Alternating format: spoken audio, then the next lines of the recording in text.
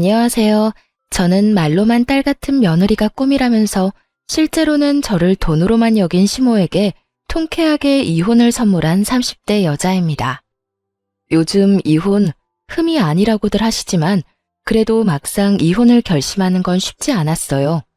결혼 전에 나름 똑소리 난다는 평을 들었는데 시댁과 딱 잘라 말하는 게 힘들었고 그런 이유로 이혼을 결심하는 것도 힘들었습니다.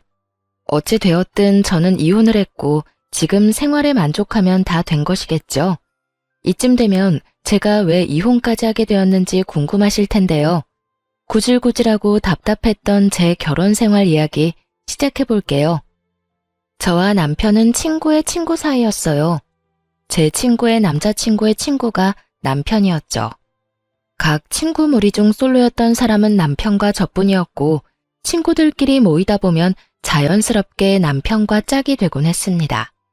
그러다 보니 가까워질 수밖에 없었고 정신을 차려보니 연인 사이를 지나 결혼까지 하게 되었습니다.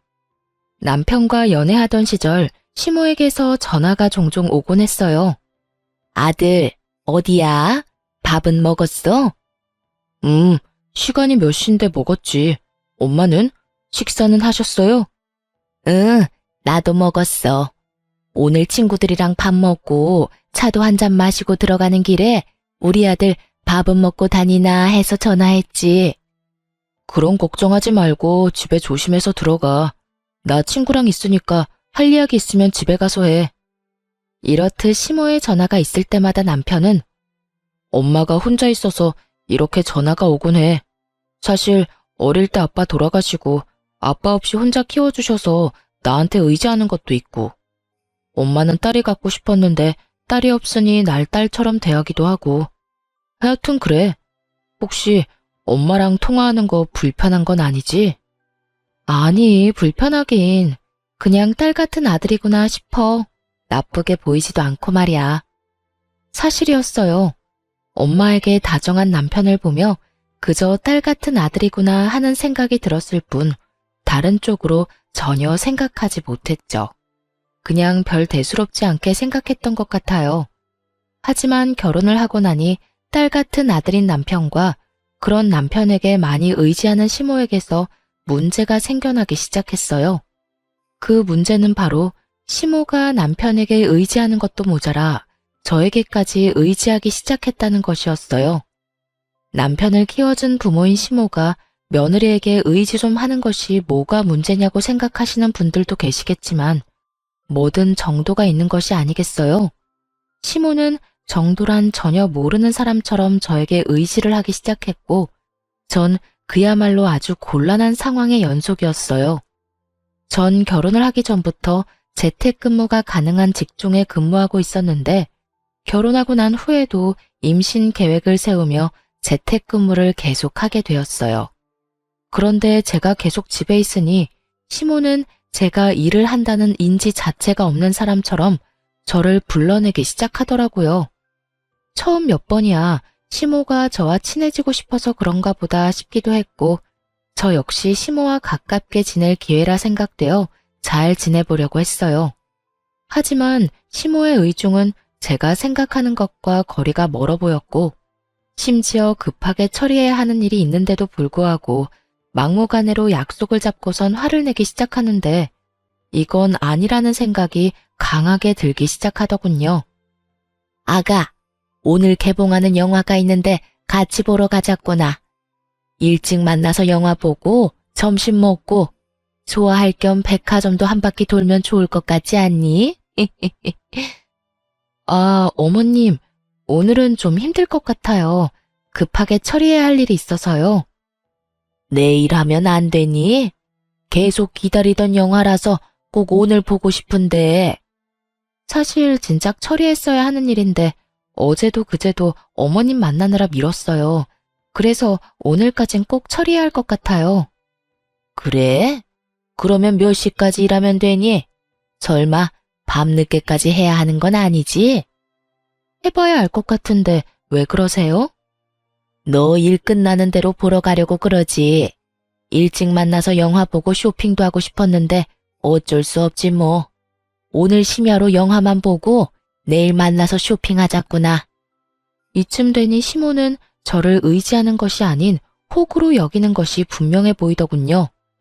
매번 만나자고 해서 나가면 시모는 지갑조차 가지고 오지 않았고 한번 백화점에 구경하러 가자고 할 때마다 꼭 하나는 사드려야 만남이 끝이 나곤 했으니까요. 하물며 제 스케줄을 비롯해 제 컨디션은 단 하나도 신경 쓰지 않고 오로지 본인만 생각하는 시모를 보며 이제 더는 끌려다니지 말아야겠다는 생각이 들더군요. 어머님, 아마 일 마무리하면 늦어질 것 같은데 마냥 기다리시는 것도 그렇고 저도 일 끝내고 나면 피곤할 것 같아서 좀 쉬려고요. 그러니 오늘 영화는 친구분이랑 보러 가시는 게 어떠세요? 친구? 네가 내 친구이자 며느리 아니니? 그런 네가 있는데 내가 누구랑 영화를 보러 가겠어? 그러지 말고 같이 가. 내가 기다리면 된다니까. 나 잘 기다릴 수 있어. 애도 아니고 빙빙 돌려 말해선 도무지 알아듣지 못할 것만 같더군요. 그래서 전 돌리지 않고 좀 더 직설적으로 말하기로 했습니다. 아니, 제가 너무 피곤할 것 같아서요. 밀린 일도 너무 많기도 하고 그거 다 처리하고 나면 아무래도 저도 좀 쉬어야 할 것 같아요. 집에 하는 일 해봤자 얼마나 힘들다고 그 유난인지. 그리고 정식 직원도 아니지 않니? 직원도 아니고 알바 나부랭이가 하는 일이 중요해봤자 얼마나 중요하다고 시어머니도 못 만난다고 하는 게야?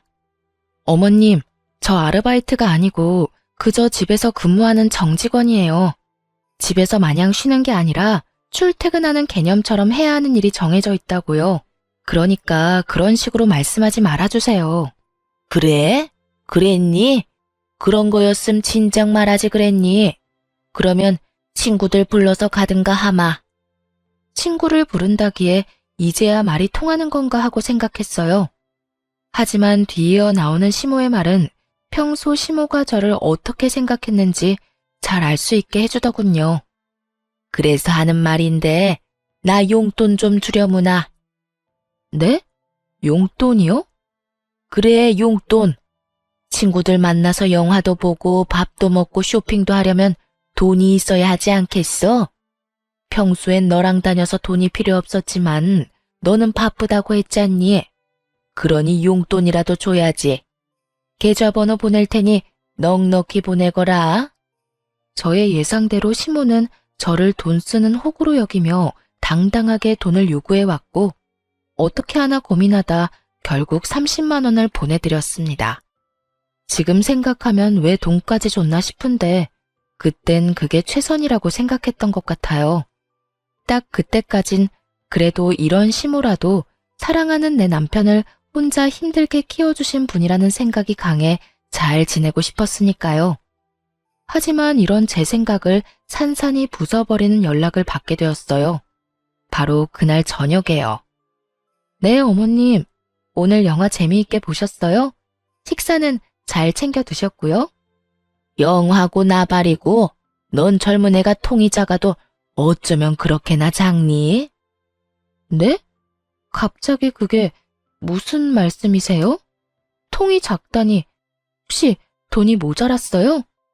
뭘 당연한 걸 물어? 모작 30만 원으로 누구 코에 붙이라고 그걸 용돈이라고 보낸 게야. 네 그 코딱지만한 씀씀이 때문에 내가 오늘 친구들 앞에서 얼마나 창피했는 줄 알기나 알아? 여러분, 30만 원이 작은 돈인가요? 영화 보고 밥 먹는데 도대체 얼마를 보내드려야 통 큰 며느리 소리를 들을 수가 있는 것인지 그쯤 되니 궁금해지더군요. 득달같이 화를 내는 시모의 반응에 당황한 제가 아무 말도 못하고 있자 시모는 이대로 밀어붙이자 싶었는지 더 황당한 말을 꺼내놓기 시작하더군요. 그러지 말고 너 쓰는 카드 있지? 카드 있긴 하죠. 그런데 카드는 왜요? 왜긴 왜야. 이럴 때마다 용돈 받아 쓰는 것도 나도 힘들다. 그러지 말고 너 쓰는 카드 그거 나 다오. 내가 가지고 있으면서 이럴 때마다 알아서 잘 쓸 테니. 카드를 요구하는 시댁 식구들이 있다는 말을 들은 적 있지만 그 개념 없는 식구가 제 식구가 될 줄은 꿈에도 몰랐습니다. 거기에다 어쩌면 이리도 당당한지 정말 박수라도 쳐주고 싶은 심정이더군요. 시모의 요구가 당당하면 당당할수록 전 그런 시모와 잘 지내보고자 하는 의지는 바닥을 향해 곤두박질 쳤고 기어이 시모의 입에서 지금 받으러 온다는 말이 나오고 나서야 모든 것을 내려놓게 되더군요. 너 집에 있지? 지금 받으러 가면 되니? 내가 가는 게 정 부담스러우면 퀵으로 보내거라. 아니면 카드만 택시 태워 보내든지. 뭐든 다 괜찮으니 오늘 내로 주기만 해. 아니요, 어머님. 오실 필요도 없고 제가 카드만 보내는 일도 없어요. 뭐라고? 그게 무슨 뜻이니? 설마 카드 못 준다는 말을 하는 거니? 네, 저는 카드 못 드려요. 애초에 드릴 마음도 없었고요. 뭐야? 그까지 카드 좀 주는 게 뭐 힘든 일이라고 그렇게 딱 잘라서 안 된다고 하는 게야?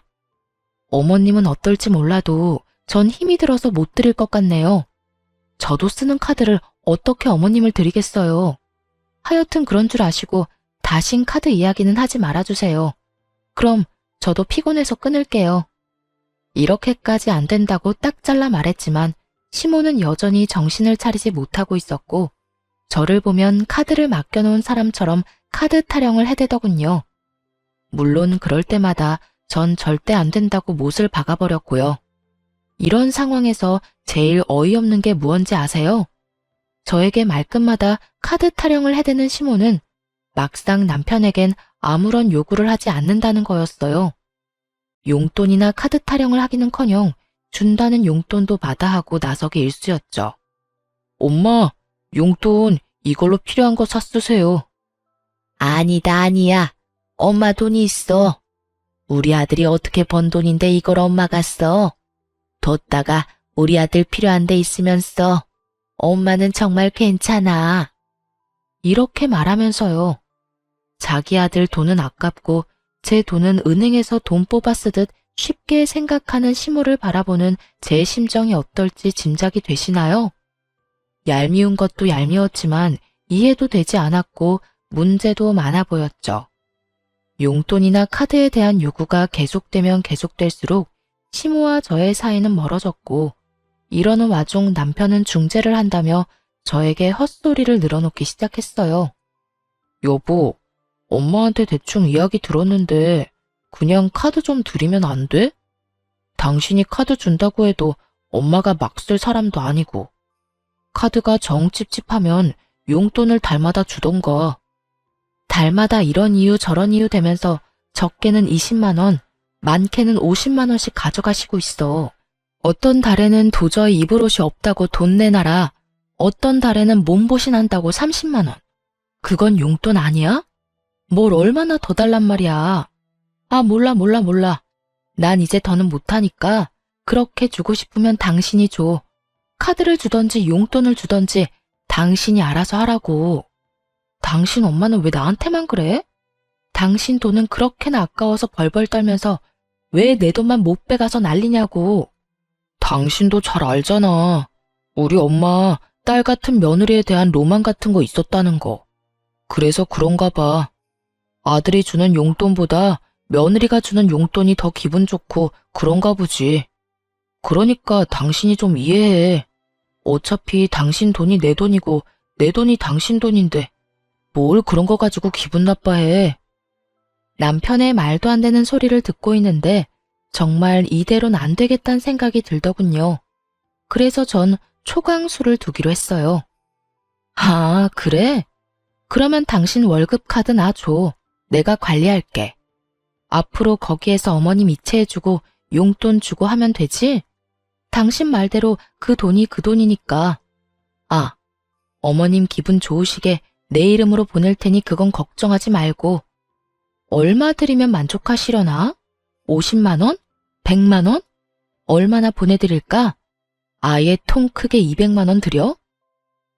에이, 여보, 왜 그래? 200만 원씩이나 주면 나 생활은 어떻게 해? 그러지 말고 그냥 내가 엄마한테 잘 말해볼 테니까 당신은 신경 쓰지 마. 똑바로 잘 처리해. 괜히 중간에서 말 이상하게 해서 내 입장 곤란하게 만들지 말란 말이야. 그렇지 않아도 나하고 어머님 사이도 안 좋은데 당신까지 보내지 말라고.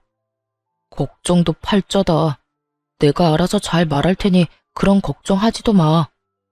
웬일로 큰 소리를 떵떵 친다 싶더니 남편은 시모에게 말을 잘했더라고요. 아주 잘 말이죠. 몇 달 동안 시모에게서 돈을 이유로 하는 연락이 오지 않았고 전 알아서 잘 해결했겠거니 하고 지냈는데 어느 날 갑자기 화가 잔뜩 난 시모에게서 전화가 왔더라고요. 전화를 받았더니 시모는 다짜고짜 화를 내기 시작했고 그 화를 내는 이유가 정말 가관이었어요. 너 미쳤니? 미쳤어? 내 아들한테 뭐라고 했길래 내 아들이 네 이름으로 돈을 보내준 것도 모자라 카드까지 네 카드라고 속이고 나한테 줬던 거야? 난 그것도 모르고 그 카드를 얼마나 썼는데. 그래요. 남편은 시모에게 매달 50만 원씩 제 이름으로 보내준 것도 모자라 자기 카드까지 제 카드라 속이며 시모에게 줬던 것이었어요. 카드에 쓰인 영문명을 읽을 줄 몰랐던 시모는 그 모든 것이 제 것인 줄 알고 신나게 카드를 긁어대고 다녔던 것이었어요. 그렇게 몇 달, 생각보다 시모의 씀씀이가 크자 남편이 감당할 수 없는 상황이 되었고 시모의 뒷바라지를 하던 남편은 결국 시모에게 연락을 해 모든 사실을 털어놓으며 카드를 다시 가져가게 되었던 것이었죠. 도대체 왜 네 돈, 네 카드를 두고 내 아들 돈을 쓰게 한 거야? 내 아들이 어떻게 번 돈인데 그걸 쓰게 만든 거냐고. 내가 너한테 카드 달라고 했지 내 아들한테 카드 달라고 했어? 참 이해가 되지 않더군요. 돈은 자기가 실컷 써놓고 그게 왜 제 탓인 건지, 왜 자신이 쓰는 돈은 아들도 아닌 제가 당연하다는 듯 감당해야 하는 건지 혹시 여러분은 이해가 되나요? 전 도무지 시모의 상식이 이해되지 않았고 결국 저 역시 참지 않고 할 말을 다 해버렸어요. 어머님, 아범이 이렇게 말하더라고요. 어머님께 얼마를 주던 아범 돈이 제 돈이고 제 돈 역시 아범 돈이라고요. 그래서 그 돈이 그 돈이면 아범한테 주라고 했어요. 그래서 아범이 어머님께 용돈이고 카드고 줬던 거고요. 그게 무슨 문제가 되나요? 아니, 문제가 된다는 게 아니라 난 당연히 네가 주는 건 줄 알고 썼다니 말이야. 설마 어머님, 아들 돈은 아깝고 제 돈은 막 써도 된다고 생각하시는 건 아니죠? 그럴 리가 있니? 난 그저 며느리가 주는 용돈이 쓰고 싶어서 그랬다니까. 며느리가 주면 꼭 딸이 주는 기분이 들어 좋았단 말이야. 아, 그런 거면 앞으로 아들을 딸이다 생각하세요. 돈도 저보단 더 통 크게 잘 쓰잖아요. 용돈에다가 카드에다가. 그런 아들이 또 어디 있대요? 그나저나 많이 쓰시긴 했나 봐요. 기껏 드린 카드 쓰지 말란 말까지 나온 거 보면 말이에요. 시모는 제 말에 약이 바싹 오른 듯 씩씩거리는 소리가 휴대전화를 뚫고 나올 지경이었어요. 하지만 그것도 잠시 시모는 이대로 질 수 없다는 듯 준비한 말을 꺼내기 시작했어요. 그래서 말인데 나 너희랑 같이 살려고 한다. 네? 저희랑 같이요? 그러니까 우리 집에서 저희랑 같이 산다 이 말씀이세요? 그래. 우리 아들 말 들어보니까 요즘 내가 쓴 돈 때문에 좀 힘들다고 하더구나. 우리 집에 드는 기본적인 생활비도 그렇고 요즘 물가도 많이 올랐는데 혼자 먹겠다고 이것저것 해대는 것도 낭비 같고. 그래서 내가 너희 집에서 지내면서 음식도 해주고 너한테 살림도 좀 알려줄 겸 말이다. 정말 좋은 생각 같지 않니? 내가 같이 살면 생활비 이중으로 안 들고 따로 용돈 줄 필요도 없지 않니? 그냥 필요할 때마다 네가 사주면 되니까 말이다. 시모는 아예 저희 집에 살면서 저를 괴롭히겠다는 것도 모자라 제 지갑을 시모 지갑인 양 살겠다는 말을 당당하게도 뱉어내고 있었고 전 고민할 것도 없이 이렇게 답했어요. 어머님, 죄송한데 저는 어머님이랑 같이 살 생각 없어요. 생활비가 얼마가 들든 용돈이 얼마가 필요하든 그건 어머님 아들이랑 잘 이야기하시고요. 여기서 어머님이랑 살 일은 절대로 없을 테니 다신 합가 이야긴 꺼내지도 말아주세요. 그대로 전 전화를 끊어버렸고 그날 저녁 시모에게 이야기를 전해들은 남편이 씩씩거리며 집으로 들어오더군요. 여보, 당신 진짜 너무한 거 아니야? 내가 우리 엄마 힘들게 낳 키웠다고 했잖아. 그런 우리 엄마가 생활비 좀 아끼고 내 돈 아껴주겠다고 우리랑 같이 좀 살겠다는데 그게 그렇게 단칼에 안 된다고 할 일이야? 그러면 고민하다 안 된다고 했어야 했어? 안 되는 건 그 자리에서 안 된다고 딱 잘라 말해야 딴 말 안 나온다는 거 몰라? 그리고 어머님이 돈 아끼려고 우리 집에 들어오고 싶다고 그러셔? 당신은 그 말을 곧이곧대로 믿는 거고 멍청한 거야, 순진한 거야. 아니면 그렇게 믿어서라도 어머님이랑 같이 살고 싶은 거야? 지나가는 사람 아무나 붙잡고 물어봐. 어머님이 정말 돈 아끼려고 합가하자고 하는 건지. 나 골탕 먹이려고 나랑 한 집에 살면서 내 돈을 본인 돈처럼 편히 쓰려고 들어온다는 거잖아. 당신은 왜 그렇게까지 생각하는 건데? 정말로 돈도 아끼고 살림도 도와주시려고 합가하려는 거일 수도 있잖아. 어머님이 직접 말하더라. 자기한테 살림도 좀 배우고 필요한 거마다 내가 다 사줄 테니 용돈도 필요 없다고. 이 말이 무슨 뜻인지 모르겠니? 이래도 내 말이 틀려? 그건 어쨌든 난 우리 엄마 모시고 싶어. 엄마 생활비도 아깝기도 하고 우리 엄마도 우리랑 살고 싶다잖아. 난 무슨 일이 있어도 엄마 모시고 살 거야. 당신이 싫다고 하면 이혼을 해서라도 모시고 살 거라고. 이혼 말을 꺼내고 싶은 사람이 누군데 감히 이혼을 짓거려대는 남편을 보며 정말 오만정이 떨어진다는 말이 무언지 알 것 같더라고요. 알아서 해. 난 절대 어머님 모시고 살 생각 없으니까. 그런 이유로 이혼하고 싶다면 해야지 이혼. 별 수 있겠어? 저 역시 흥분을 한 상태였고 남편 역시 저 못지않은 상태였죠. 저흰 합가와 이혼을 두고 싸우기 시작했고 남편은 생각할 시간을 좀 가지자고 하며 집을 나가버리더군요. 저 역시 흥분을 좀 가라앉힐 필요가 있다고 생각했던지라 남편을 붙잡지 않았어요. 그렇게 며칠이 지났는데도 남편은 집으로 돌아오지 않았고 전 걱정스러운 마음이 들며 시모에게 전화를 걸게 되었어요. 안부를 묻는 겸 남편이 어떻게 지내는지 궁금하기도 했으니까요. 어머님, 잘 지내세요? 나야 뭐, 잘 지낸다. 그나저나 무슨 일이니? 그간 전화도 잘 안 하더니. 왜? 집에 무슨 일이 있니? 우리 아들한테 무슨 일이 있어? 혹시 어디 아프니? 네? 아니요. 그동안 어머님께 전화도 못 드린 것 같고 그때 전화도 그렇게 끄는 게 마음에 걸리기도 해서요. 어머님 잘 지내신다면 됐어요. 또 전화 드릴게요. 끼니 잘 챙겨 드세요. 그래, 너도 네 남편 좀 잘 챙기렴. 기죽이지 말고. 네, 알겠어요. 집을 나간 지 며칠인데 남편은 시댁에 간 것이 아니더군요. 남편을 잘 모르는 사람이라면 부모 걱정시킬까봐 집으로 가지 않았나 보다 하겠지만 남편은 그럴 놈이 전혀 아니었기에 아무래도 꺼림칙한 기분을 저버릴 수가 없었습니다. 시모와의 통화가 끝난 후 전 남편의 퇴근 시간에 맞춰 회사 앞으로 찾아가게 되었고 남편이 어느 젊은 여자와 웃으며 나오는 모습을 보고야 말았죠. 평소라면 그저 회사 동료이겠거니 했겠지만 여러 상황으로 미루어 볼 때 이건 보통 일이 아니란 생각이 들더군요. 그래서 전 두 사람의 뒤를 조용히 밟게 되었고 아니나 다를까 회사에서 멀어진 두 사람은 다정한 연인의 모습을 하고 데이트를 즐기기 시작했어요. 전 그런 두 사람의 모습을 사진으로 남기며 뒤를 쫓았고 한참을 행복한 시간을 보내던 두 사람은 상간녀의 집으로 추정되는 빌라로 들어가더군요.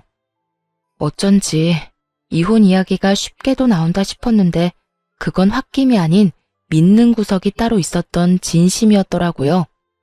딱 보기에도 20대 초반의 사회 초년생으로 보이는 상간녀를 끼고 있으니 이혼하고 싶어 안달이 났던 것이었죠. 믿을 수 없는 현실과 배신감에 우는 것도 잠시였던 것 같아요. 빠르게 정신을 다잡은 저는 당연히 이혼을 마음먹게 되었고 두 사람의 뒤를 밟으며 찍은 사진들도 증거로 쓰기에 차고 넘치는 상황이었죠. 이제 남은 건 어떻게 복수를 하냐 하는 것이었는데 한참을 고민하며 이혼을 준비 중인 저에게 예상치 못한 짐들이 오기 시작했어요. 그건 바로 시모의 짐이었는데 택배로 한가득 끊임없이 옷 박스들이 오기 시작하더라고요. 그렇지 않아도 이혼 준비로 정신이 없는데 이건 또 무슨 짓거리인가 싶어 시모에게 전화를 걸었죠. 어머님, 이게 다 뭐예요? 짐 박스들이 한가득 왔던데요. 아, 그거? 뭐긴 뭐야, 내 짐이지. 나 짐 내놨는데 마침 관심 보이는 사람이 있어서 다음 주쯤이면 다 정리하고 너희 집으로 들어갈 수 있을 것 같구나. 이건 또 무슨 소리인가 싶더군요. 남편 놈은 집 나간 것도 모자라 알고 보니 다른 살림까지 차린 마당에 아무것도 모르는 시모는 저희 집에 살 거라 믿어 의심치 않는 상황이라니. 그것도 저는 단 한 번도 동의한 적 없는 합가를요. 네? 그게 무슨 말씀이세요? 저는 합가 싫다고 했잖아요. 저는 어머님 못 모시고 산다니까요. 아니, 이제 모시고 살 이유도 없다고요. 다 됐고 일단 이 짐부터 다 가지고 가세요. 싹 다 버려버리기 전에 다 가지고 가시라고요. 네가 그렇게 말하면 내가 겁먹을지 아니? 일단 집부터 정리하고 오갈 데 없다고 하면 내 아들이 나 길바닥에서 살게 할 것 같니? 우리 아들이 어떤 아들인데 무조건 나 모신다고 할 거다. 우리 아들한테 말하면 오늘 당장이라도 집으로 오라고 할 게 뻔하지만 내가 너 생각해서 일주일 시간 주는 거야. 내가 보낸 짐 정리도 좀 하고 네 마음도 정리 좀 하라고 말이다. 정말 이유 없는 이혼 없다더니 이 정도면 이혼을 하고도 남을 상황 아닌가요? 다짜고짜 합가를 하겠다니 참 대단하다 싶었어요. 시모는 본인 할 말은 다 끝났다는 듯 전화를 끊어버렸고 이렇게까지 나와주는데 저 역시 복수는 피할 수 없는 운명이다 싶더군요. 이 꼴을 당하고도 그저 조용히 이혼해주면 그거야말로 바보 멍청이 호구 아니겠어요? 전 시모의 짐을 고스란히 잘 가지고 있다가 시모가 말한 일주일이 되는 날에 그 짐을 상간녀의 집으로 보내버렸어요. 그리고 시모에게 연락을 했죠. 어머님, 준비는 다 하셨어요? 준비라고 할 게 있니? 짐은 진작 너희 집으로 보냈고 나머지 정리도 그간 다 했었지. 그렇지 않아도 지금 나가려는 참이었다. 집에 있지? 짐 정리는 다 해놨니? 난 안방 쓰면 되지. 방은 집부터 보시고 결정하세요. 제가 어머님이랑 아범이랑 같이 살 수 있는 새로운 집 구했어요. 그러니까 일단 집부터 보시고 어느 방 쓸지 결정하시면 될 거예요. 어머, 그게 정말이니? 끝까지 반대할 줄 알았더니 웬일로 그런 기특한 결정을 했을까? 드디어 정신 차렸구나. 그래, 시댁 식구하고 척지고 지내봤자 너만 손해야. 그러니까 앞으로 잘해. 내가 한평생 너희하고 붙어 살겠니? 적당히 살다가 알아서 나갈 테니 같이 사는 동안 잘 하려무나. 아, 네. 그럴 거예요, 아마. 아무튼 주소는 문자로 보내드릴 테니 지금 출발하시면 돼요. 시모는 신난 어린아이처럼 들뜬 목소리로 답하더니 전화를 끊어버렸고 저는 시모와 전화를 끊자마자 상간녀의 집 근처로 가서 시모를 기다렸어요. 얼마나 기다렸을까요? 시모가 택시에서 내리더니 빌라로 들어서더군요. 이내 많이 당황한 듯 허겁지겁 뛰어내려오는 시모의 뒤로 옷을 입다만 남편놈과 상간녀가 내려오더라고요. 엄마, 잠시만, 내 이야기 좀 들어봐. 나중에 이야기해. 지금은 이 엄마가 너무 놀라서 그래. 아니, 엄마, 잠시만. 여긴 어떻게 알고 온 거야? 누가 알려줬어? 그리고 저 짐들은 또 뭐고? 네 마누라가 나랑 같이 살 집 구해놨다고 택시 불러줘서 왔어. 내가 너희 집으로 보낸 짐도 곧 이리로 온다고 했다고. 그런데 여기에 네가 웬 여자랑 그러고 있으니 이 어미가 얼마나 놀랐겠어? 집사람이? 그럼 집사람이 여길 알고 있단 말이야? 아니, 내가 바람 피운다는 걸 다 알고 있었단 말이야? 그렇겠지. 그러니까 여기로 날 보냈겠지. 이 녀석아, 아무리 네 마누라가 싫다고 해도 바람을 피우면 어쩌자는 거야. 그것도 저렇게 어린 여자랑. 엄마, 어려도 그 여자보다 생각이 깊다고. 내가 그 여자한테 엄마 모시자고 하니까 절대 안 된다고 난리를 쳤는데 수진이는 당연히 모셔야지 뭘 그렇게 당연한 소리를 묻냐고 하더라니까. 그게 정말이야? 그럼. 수진아, 네가 말해봐. 너 우리 엄마 모시고 살 수 있다고 했지? 그럼요, 어머님. 저는 오빠가 그 여자랑 헤어지고 저한테 와주기만 하면 뭐든 할 수 있어요. 그리고 남편 부모님은 제 부모님과 마찬가지인데 모시고 사는 게 뭐예요? 그냥 같이 사는 거죠. 그렇지 않나요, 어머님? 상간녀의 말에 시모의 입이 귀에 걸리는 것이 멀리서도 한눈에 보이더군요. 세 사람은 이내 화기애애한 분위기에서 뒤늦은 통성명을 하는가 싶더니 이내 제 욕을 해대기 시작하더군요. 그나저나 그년 때문에 엄마가 얼마나 놀랐는 줄 아니? 그냥 상황 설명을 해주면 되지 왜 그런 거짓말을 하고 그런데? 내가 뭐 내 아들 바람났다고 하면 우리 수진이 머리채라도 뜯어줄 거라 생각했는가 보지?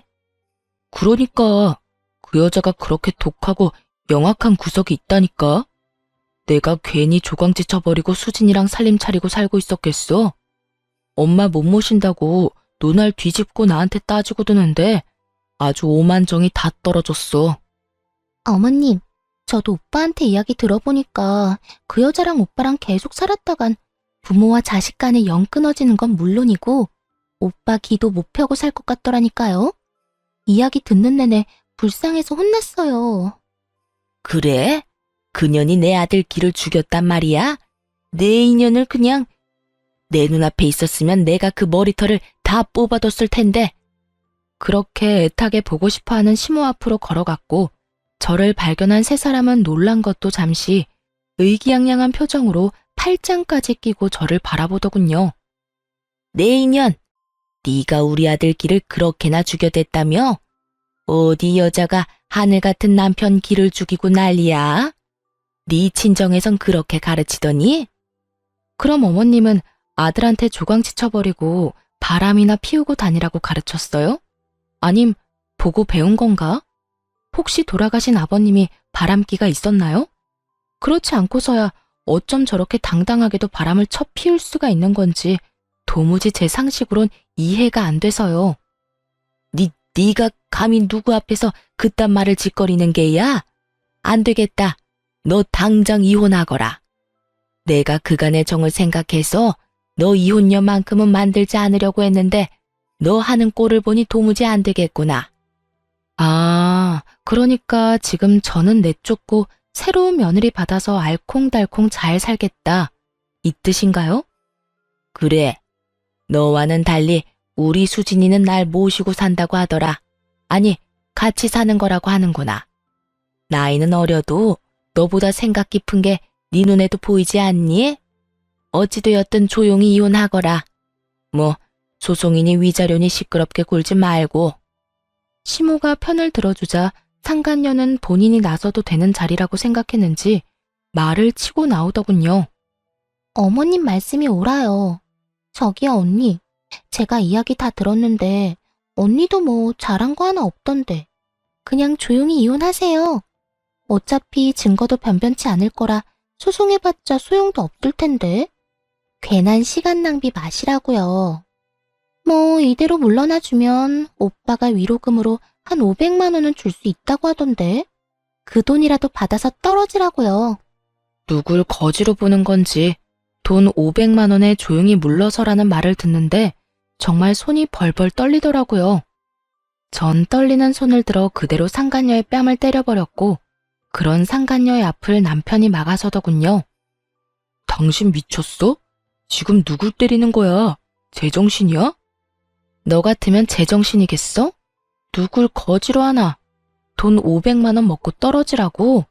터진 입이라고 함부로 짓거리니까 얻어맞는 거야. 알겠어? 그리고 너는 지금 누굴 앞을 막아서는 거야? 사태 파악 똑바로 못하지? 나 사태 파악 똑바로 하고 있어. 그러니까 우리 수진이 괴롭히지 마. 우리 수진이는 독한 당신과는 달리 우리 엄마한테도 잘한다고 하고 우리 엄마 모시고 산다고까지 했다고. 나 그런 수진이 사랑해.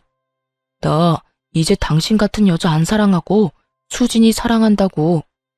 남은 여생은 수진이랑 엄마하고 살고 싶어. 이혼하자. 당당하다 못해 치기 넘쳐 보이는 남편놈을 보는데 왜 제가 여기서 이런 수모를 겪고 있어야 하나 현타가 오더군요. 그래서 전 제 앞을 막아선 남편의 뺨을 힘껏 때려버리곤 이렇게 말했어요. 그래, 이혼해. 방금 따귀는 마지막 내 선물이니 평생 살면서 기억해라. 그리고 증거 없으니 소송하지 말라고 했지? 그런데 어떻게 하지? 나는 증거가 차고 넘쳐서 그 소송 할 계획인데? 이미 변호사 선임도 끝난 상태고 곧 소송도 진행될 거야. 그러니까 세 사람 준비 잘해. 그때 돼서 울고불고 매달리지 말고 말이야. 아 참!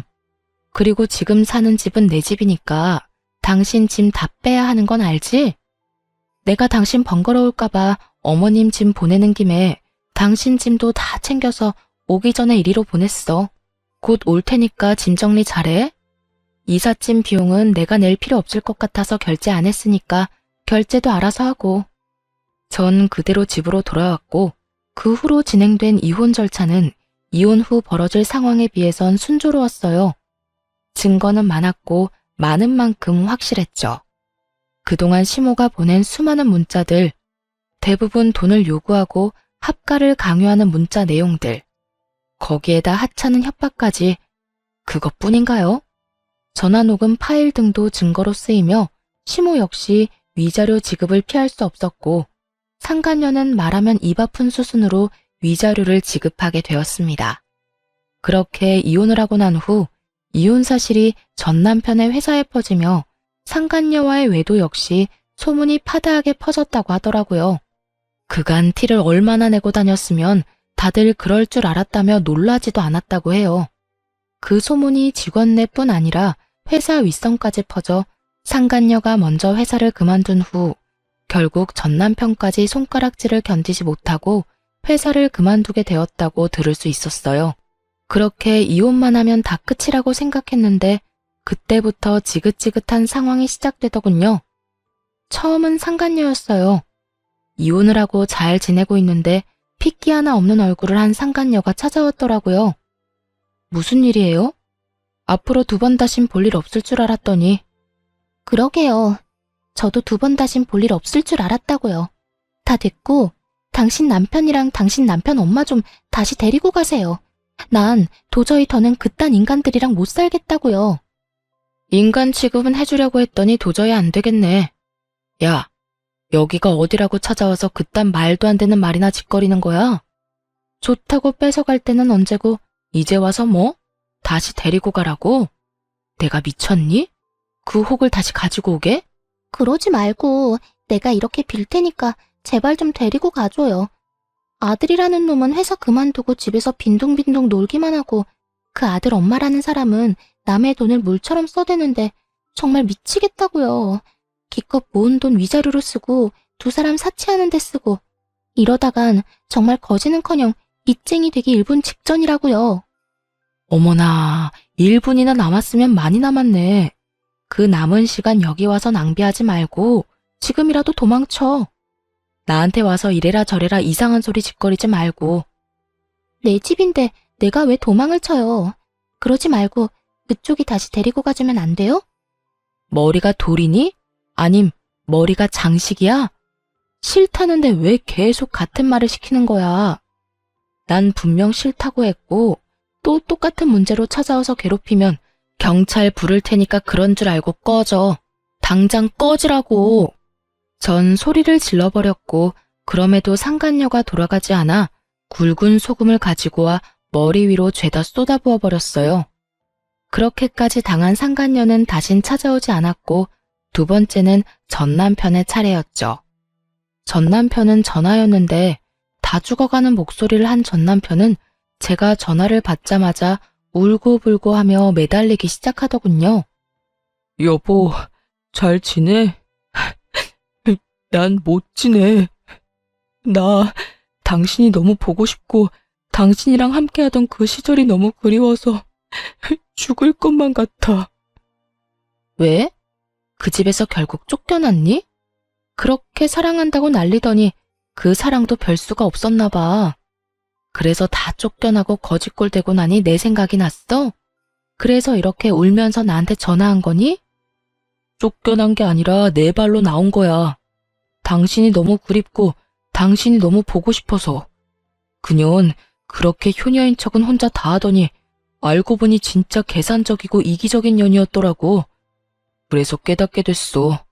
세상에 당신 같은 여자 또 없다는 거 말이야. 그래서 말인데 앞으로 내가 정말 잘할 테니까 우리 다시 재결합하면 안 될까? 난 당신만 있으면 다시 시작할 수 있을 것 같아. 가정도 잘 지키고 취업도 성공하고.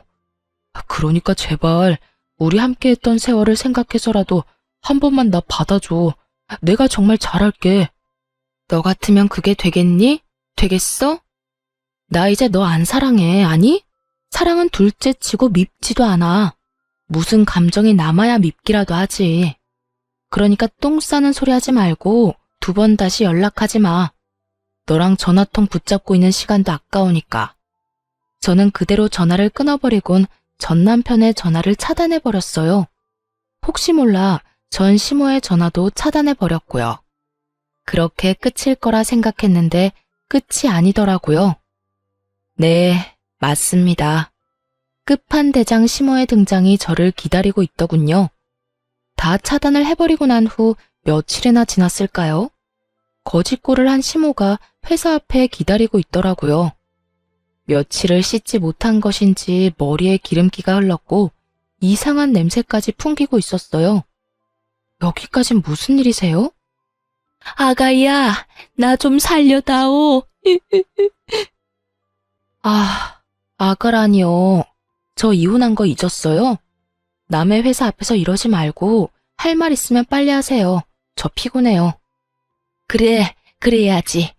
피곤한 사람 붙잡고 길게 이야기하면 안 되지. 그러니까 말이다. 아가, 나 좀 데리고 살아주면 안 되겠니? 이건 또 무슨 염치도 양심도 없는 말인가 싶었어요. 전 남편만이라도 데리고 살아달라도 아니고 전 시모를 데리고 살아달라니. 네? 제가 지금 잘못 들은 것 같은데 그러니까 아줌마를 데리고 살아달라고요? 이제 나랑 아무런 상관도 없는 아줌마를요? 아줌마라니. 그래도 내가 한땐 네 시험이었는데 아줌마는 너무 심하지 않니? 아니다, 아줌마. 맞지, 그래. 그깟 호칭이 뭐가 중요하겠니? 다 됐고 네가 똑바로 들은 게 맞아.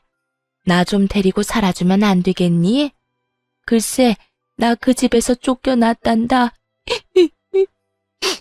그나마 집 한 돈은 가지고 있었는데 글쎄 아들이 사업이라도 해보겠다고 하더니 그 돈을 도박으로 다 날렸다지 뭐야. 그게 어떤 돈인데. 그래서 집에서 쫓겨나고 원수 같은 아들놈마저 날 버리고 내가 오갈 데가 없어.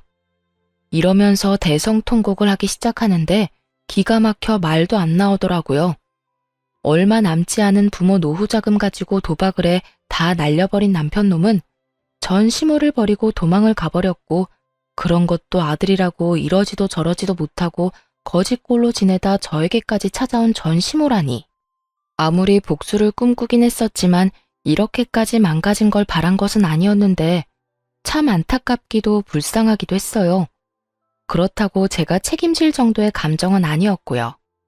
한참을 대성통곡을 해대던 시모는 힐끔 제 눈치를 살피며 제 손을 잡으려고 했고 전 그런 시모의 손을 쳐내며 이렇게 말했습니다. 이제 할 만큼 다 했어요. 사연팔이도 다 했고 불쌍한 척도 그 정도면 연기대상급이었고 눈물도 좀 뺐으니 할 만큼 다 한 것 같은데 더 할 게 남았나요? 사연팔이? 너 무슨 말을 그렇게나 심하게 하니? 아무리 네가 나한테 감정이 좋지 않다고 해도 내가 한때는 네 시험이었는데 그렇게까지 말하는 건 좀 아니지 않니? 한때는 절 죽어라 괴롭혔던 시어머니였으니까 이렇게까지 하는 거예요. 아직 그걸 모른다니 참 유감이네요. 뭐라고? 내가 널 언제 죽어라 괴롭혔다고 그러니? 모른다니 그것 역시 유감이네요. 하여튼 전 아줌마랑 같이 살 생각 전혀 없고요. 땡전 한 푼 도울 생각은 더더욱 없으니까 다신 찾아오지도 찾지도 마세요. 그러게 있을 때 좀 잘하지 그랬어요? 나한테 아줌마가 조금이라도 다정하게 대해줬으면 그간의 정을 생각해서라도 찜질방 비용 정도는 줬을 텐데요. 제 말에 약이 오를 대로 오른 시모는 태세를 바꿔 제 머리채라도 잡아보고자 저에게 달려들더군요. 하지만 그런 시모를 예상했던 저는 시모의 팔을 확 잡아 밀쳐버렸고 그 자리에서 경찰을 불러버렸어요. 제가 그렇게까지 할 거라 예상하지 못한 시모는 혼비백산이 되어 주랭랑을 쳐버렸고요. 시모의 주랭랑을 마지막으로 지긋지긋한 인연과도 작별을 하게 되었습니다. 끝날 때까지 끝난 게 아니라고 하더니 이번엔 정말로 끝이 났더라고요. 그 후로 저는 일상을 즐기며 잘 살고 있어요. 주말엔 취미생활도 하고 그간 만나지 못했던 친구들도 만나며 아주 알차게 보내고 있어요. 비정상적인 시모와 남편의 외도. 둘 중 한 가지만 경험했어도 학을 떼게 됐을 이혼 사유 두 가지를 다 겪고서 이혼을 한 터라 결혼에 대한 생각은 전혀 하지 않고 있습니다. 시간이 지나고 지금 느끼는 감정이 무뎌지면 또 어떻게 될진 알 수 없는 일이지만 현재까진 그렇네요. 혼자 온 세상 혼자 잘 즐기고 살다 남에게 피해 주지 않고 가는 것도 꽤 멋진 삶이 될 수도 있다는 생각이 들어요. 그만큼 지금 혼자 지내는 저만의 삶에 만족할 뿐더러 더없이 행복하답니다. 처음 이혼을 했을 당시엔 제 탓도 했던 것 같아요. 그때 제가 시모를 받아들였다면 그때 제가 시모에게 더 잘했더라면 하면서요. 저도 참 바보 같지 않나요? 그만큼 이혼이라는 것이 심적으로 저를 힘들게 했고 저를 흔들어대곤 했습니다. 하지만 그것도 시간이 지나니 상황을 똑바로 직시하게 되었고 그 모든 것엔 저의 잘못이 없다는 것을 깨달았어요. 그러고 나니 제 인생이 즐겁고 행복해졌고요. 제가 단단해진 만큼 앞으로 남은 제 삶은 더욱 행복하겠죠? 이로써 저의 사연은 끝이 났습니다. 끝까지 응원해주시고 함께해주신 모든 분들 감사합니다.